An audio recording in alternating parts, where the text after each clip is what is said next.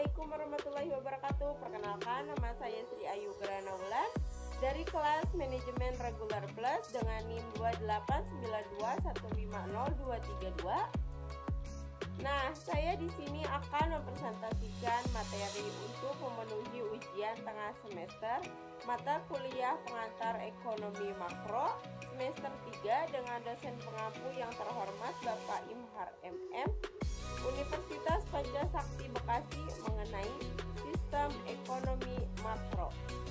Nah, pembahasan yang akan dibahas dari sistem ekonomi makro, yang pertama ada definisi ekonomi makro, yang kedua ada tujuan ekonomi makro, yang ketiga ada pengaruh ekonomi makro dalam kehidupan sehari-hari, yang keempat ada kebijakan dalam ekonomi makro, dan yang terakhir ada kesimpulan. Nah, pembahasan yang pertama yaitu tentang definisi ekonomi makro. Apa sih itu ekonomi makro?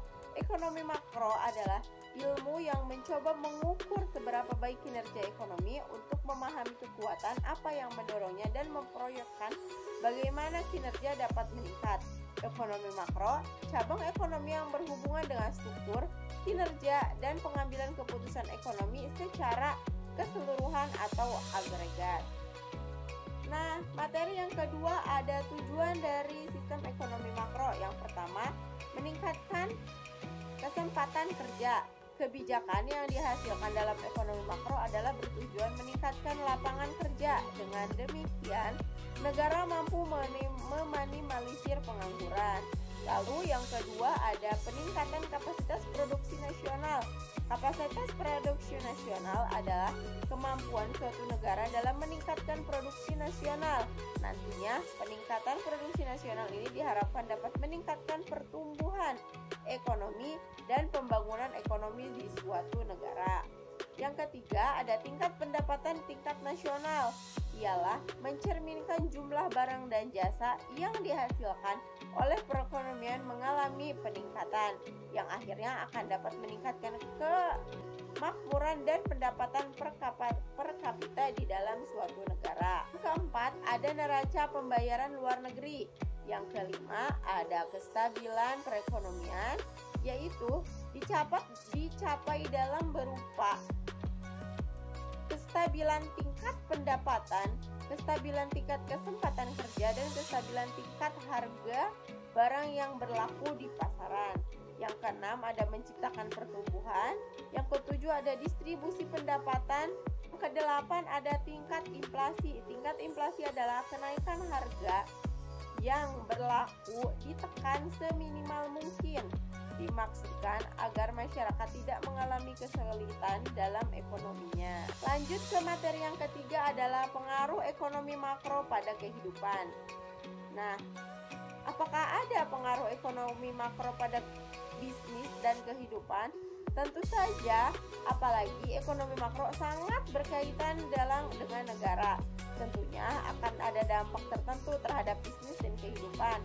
Pertama, ekonomi makro mampu mempengaruhi pertumbuhan ekonomi. Dengan adanya kebijakan-kebijakan yang tercipta berdasarkan ekonomi makro, otomatis pertumbuhan ekonomi juga akan berpengaruh.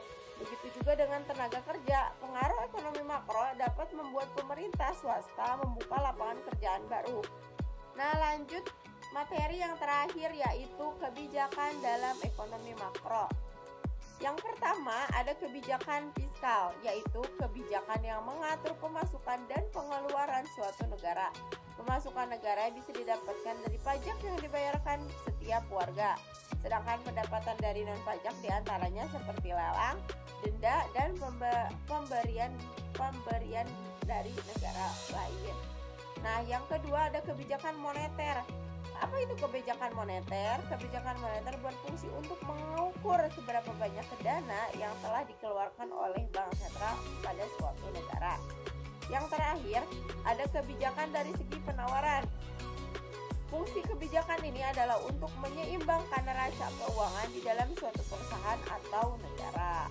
Nah, dari awal sudah dijelaskan apa itu definisi ekonomi makro, apa tujuannya, apa kebijakan yang ada di dalamnya, dan yang terakhir sekarang tiba di kesimpulan.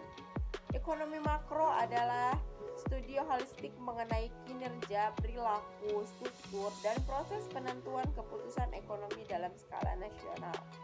Jenis ekonomi ini mencakup perubahan dalam produk domestik bruto negara, ekspektasi, inflasi, pengeluaran, penerimaan, dan pinjaman pada tingkat pemerintah, yaitu kebijakan fiskal, pengangguran, hingga kebijakan moneter. Nah, mungkin itu materi dari sistem ekonomi makro yang dapat saya jelaskan. Semoga bisa bermanfaat untuk kita semua. Mohon maaf apabila ada kekurangan. Terima kasih atas perhatiannya. Wassalamualaikum warahmatullahi wabarakatuh.